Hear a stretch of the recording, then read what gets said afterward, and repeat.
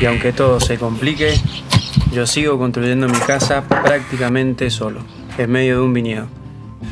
Como habrán visto en la serie, luego de hacer una estructura provisoria para construir mi casa al revés, empezando por las vigas en vez de por los pozos, para poder tirar contrapesos y utilizar las 12 columnas de acero, levantar postes de luz de casi 250 kilos, construir la estructura del piso, de las paredes, del techo y luego colocar las placas de las paredes. Todavía en ningún capítulo expliqué en profundidad el proyecto que estoy construyendo con mis propias manos. Una casa que en verdad no es una casa, es un concepto nuevo que desarrollé, que llamé tipología transformable, donde el piso, las paredes, las barandas, el cielo raso y el techo se transforman. Por ahora solo habrán podido notar esto en una parte del techo, que se abre por completo. Pero en este capítulo voy a explicar las ideas que hay por detrás del proyecto. Y quédense hasta el final del video, porque ahí voy a mostrar cada parte que se transforma y voy a mostrar las plantas, los cortes y los planos del proyecto, que varios me han venido pidiendo que muestre en los comentarios. Este proyecto nace después de ahorrar durante varios años, de sacrificar un montón de cosas, con un solo objetivo: algún día cumplir mi sueño de tener mi casa en un viñedo. Antes incluso de empezar a proyectar, me di cuenta de algo clave, que no tenía un mango. Y ahí apareció la primera decisión importante: ¿qué pasaba si la construía yo mismo?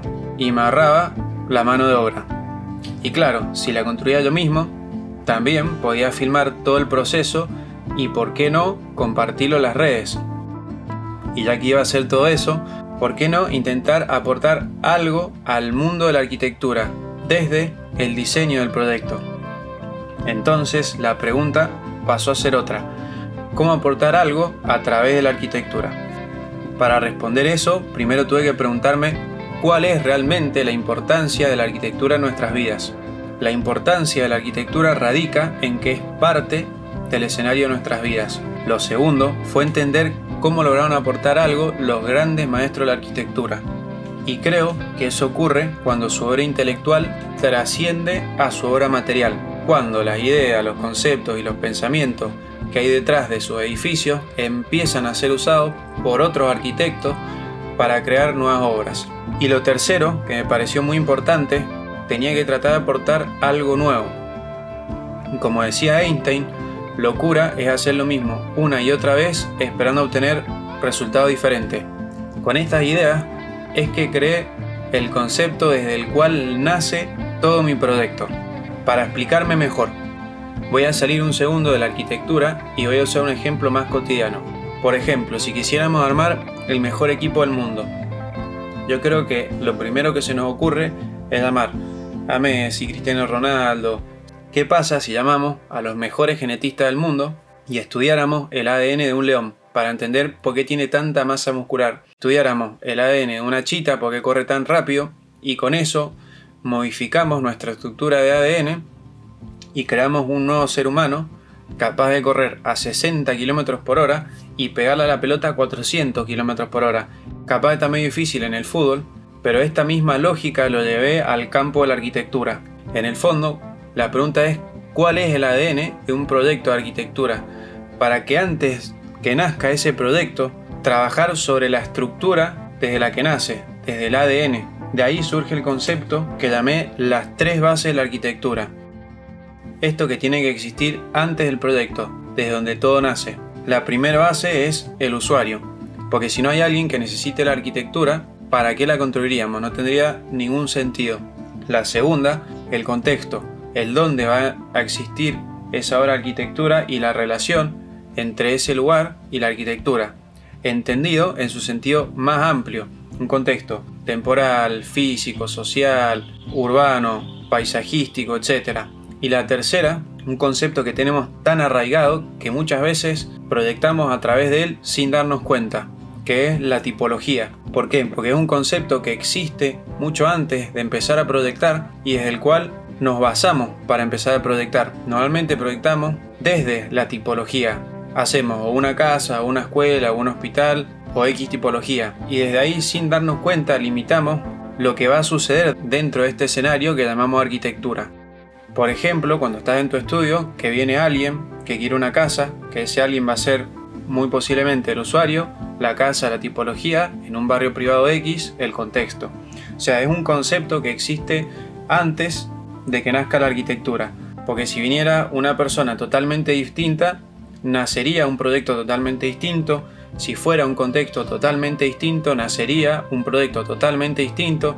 Y si viniera con una tipología totalmente distinta, el proyecto sería totalmente distinto. Y a partir de estas tres bases, empecé a crear ideas y conceptos para diseñar el edificio, que cuando empecé a proyectar, en vez de limitar el diseño a una sola tipología, me fui a la esencia de esta base, a todas las situaciones que necesitaba resolver como usuario con arquitectura.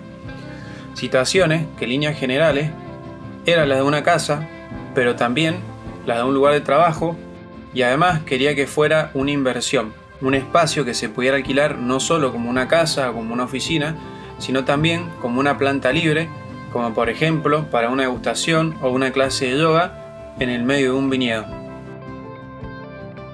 De ahí empecé a anotar los espacios que necesitaba.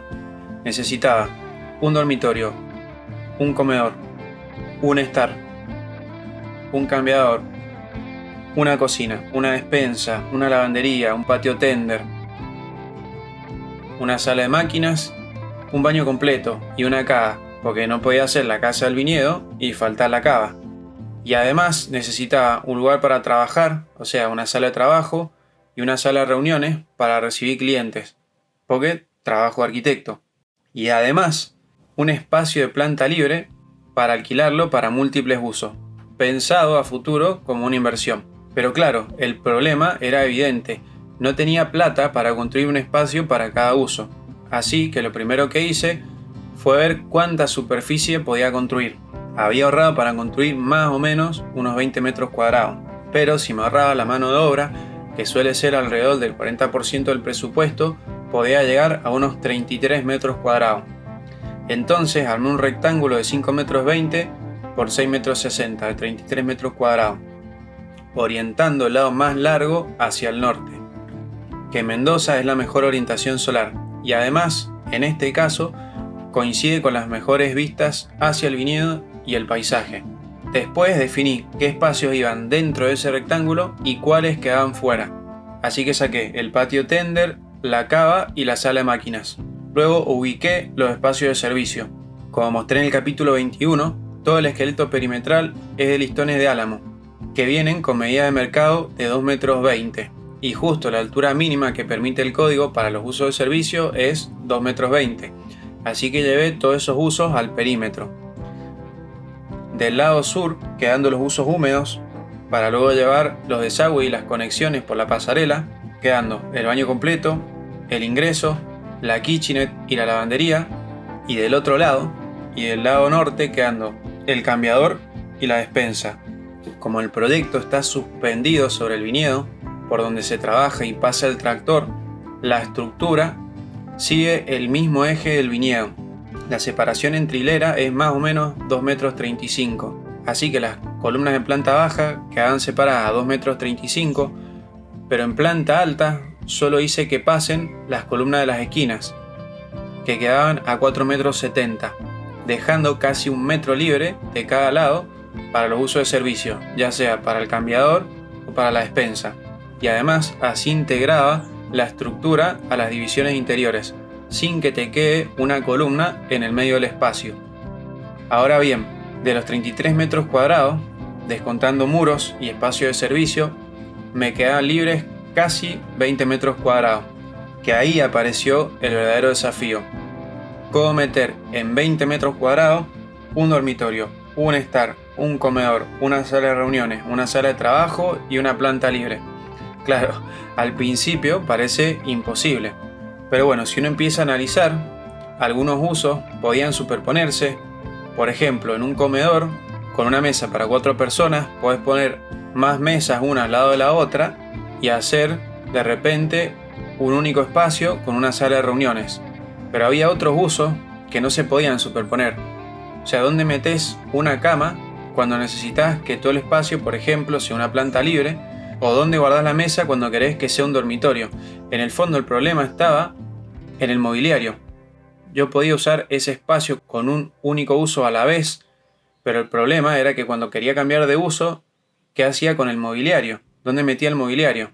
Y ahí es donde aparece el concepto que me permitió resolver la tercera base, la tipología.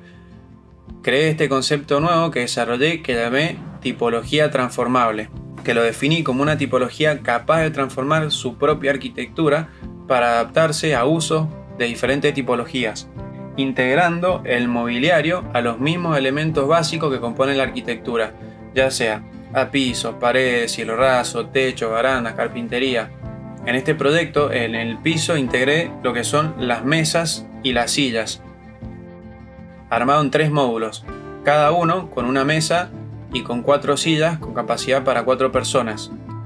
Puedes levantar o un solo módulo para 4 personas, o 2 módulos para 8, o 3 módulos para 12 y armar una gran sala de reuniones.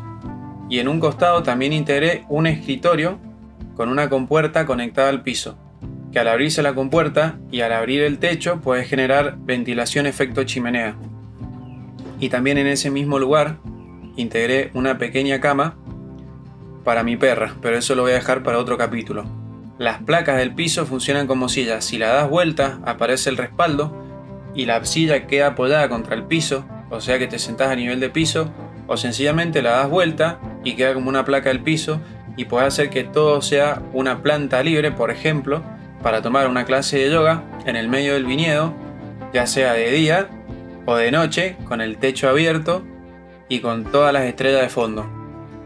En el centro del piso hay 2 placas de madera superpuestas para poder sacarlas y poner una placa al lado de la otra y armar una mesa, o incluso poder levantar una de las placas de la mesa más arriba y armar algo más al estilo de una sala de trabajo, donde pones en la placa de arriba la compu y en la placa de abajo el mouse con el teclado.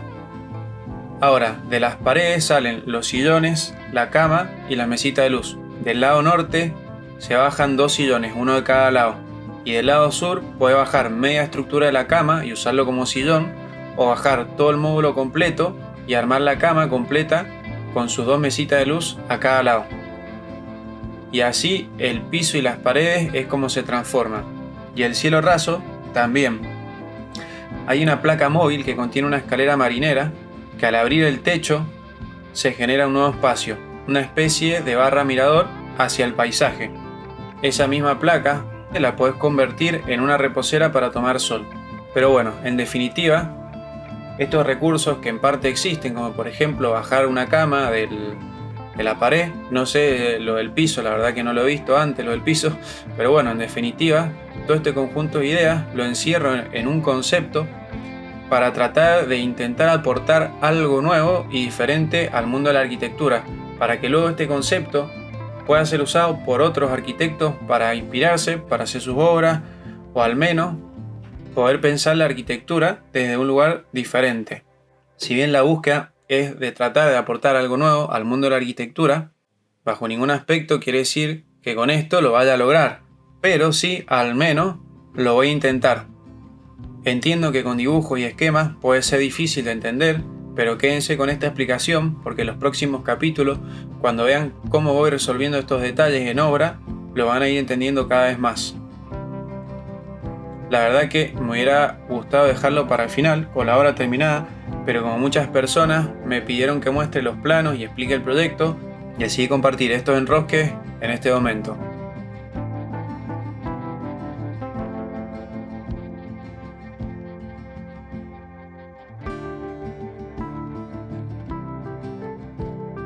Después pasan muchas más cosas en el proyecto, pero las voy a dejar para más adelante, al igual que la explicación de las otras 2 bases. Bueno, espero que les haya gustado el video, lo leo en los comentarios y nos vemos en el próximo video.